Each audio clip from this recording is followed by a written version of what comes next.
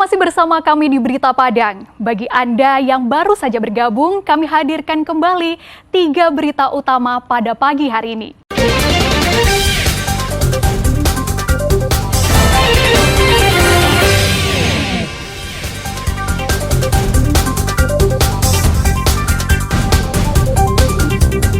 Diintimidasi pejabat wali nagari, seorang guru taman kanak-kanak melapor ke Bawaslu Pasaman Barat.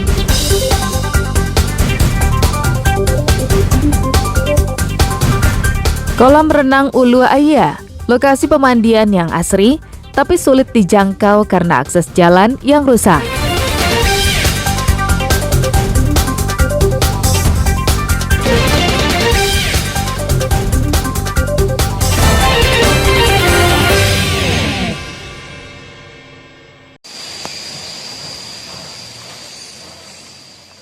Jalan menuju kolam renang Ulu Aya di Kelurahan Aya Dingin, Kecamatan Koto Tangah, pinggiran Kota Padang, masih berupa jalan tanah dan berbatu-batu.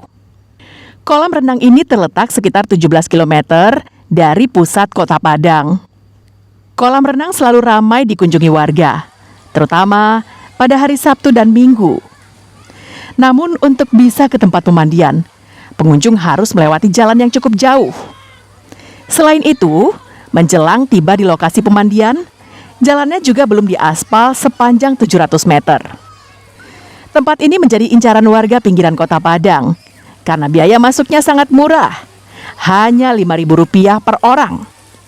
Tak hanya itu, air yang digunakan merupakan air yang mengalir dari gunung. Ada 3 kolam renang tersedia di sini. 1 untuk orang dewasa, 2 kolam lagi untuk anak-anak.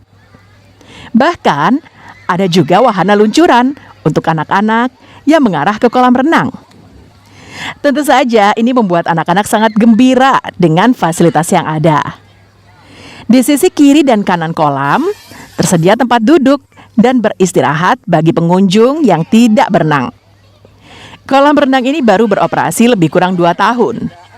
Sarana dan prasarana pendukung untuk kolam renang masih belum memadai.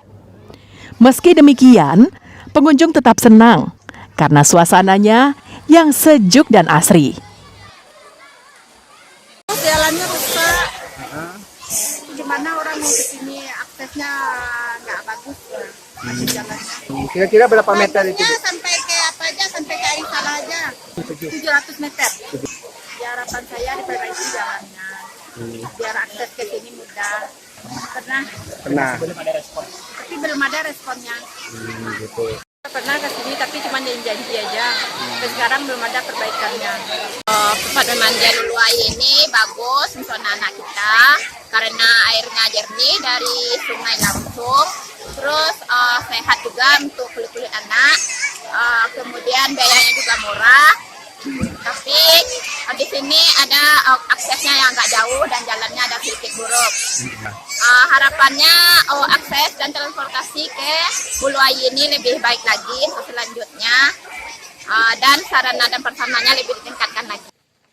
Pengunjung pemandian Ulu Aya berharap pemerintah Kota Padang memperbaiki jalan yang rusak agar akses jalan menjadi lancar.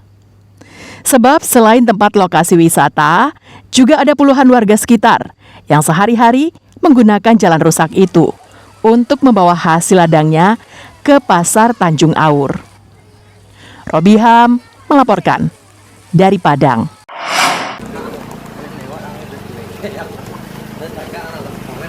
Tim Raja Wali Satres Narkoba Polresta Padang menyambangi sebuah rumah di kawasan Batu Gadang, Kecamatan Lubuk Kilangan, Padang, pada Kamis malam pekan lalu. Di rumah ini, polisi menangkap seorang pengedar sabu-sabu yang bernama Budi Ardianto yang berusia 40 tahun. Ketika digeledah, polisi menemukan 8 paket sabu-sabu berukuran kecil. Rencananya, tersangka akan mengantar sabu-sabu kepada pemesannya. Namun belum sempat tersangka pergi, polisi lebih dulu datang dan menangkapnya. Penangkapan tersangka dilakukan setelah banyaknya laporan warga yang resah dengan aktivitasnya mencurigakan yang dilakukan tersangka bersama teman-temannya di rumah itu. Budi nekat menjual sabu-sabu karena saat ini dirinya menganggur setelah perusahaan tempatnya bekerja selama ini bangkrut.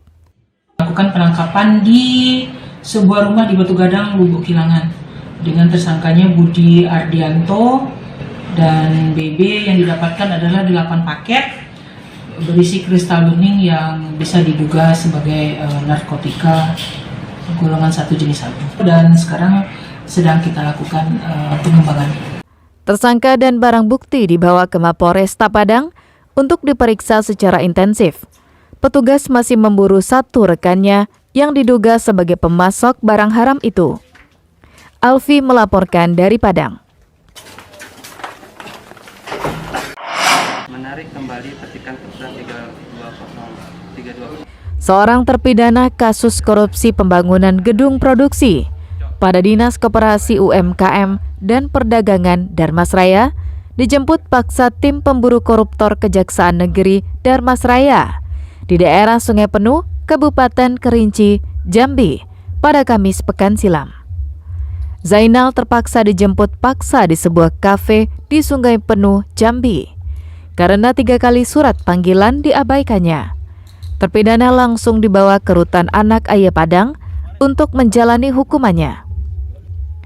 Sedangkan satu orang terpidana lagi bernama Erwin Yusdani, warga Pekanbaru, datang memenuhi surat panggilan di kantor Kejaksaan Negeri Darmasraya pada hari Jumat pekan silam.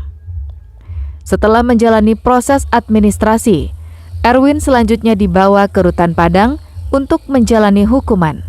Keduanya tersangkut kasus tindak pidana korupsi dan pencucian uang pada pekerjaan pembangunan gedung produksi tahun anggaran 2019 lalu pada Satuan Kerja Dinas Koperasi Usaha Kecil Menengah dan Perdagangan Darmasraya.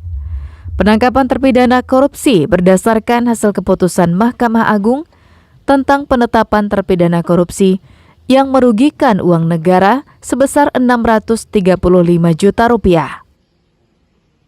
Kita lakukan eksekusi, alhamdulillah eksekusi berjalan lancar karena yang bersangkutan datang, kita panggil datang sendiri. Kalau yang kemarin yang di Sungai Penuh itu kita memang sudah melakukan pemanggilan 3 kali, akhirnya nggak datang, kita lakukan penjemputan ke Sungai Penuh, alhamdulillah dapat. Dan yang beliau ini, yang Erwin ini pagi tadi datang dan menyerahkan diri. Selanjutnya bersama tim Pitsus langsung kita bawa ke Rutan Padang untuk melakukan eksekusi. Saudara, informasi tadi sekaligus menutup berita Padang pagi ini. Saya Frin Meriana dan tim redaksi yang bertugas mengucapkan terima kasih. Sampai jumpa.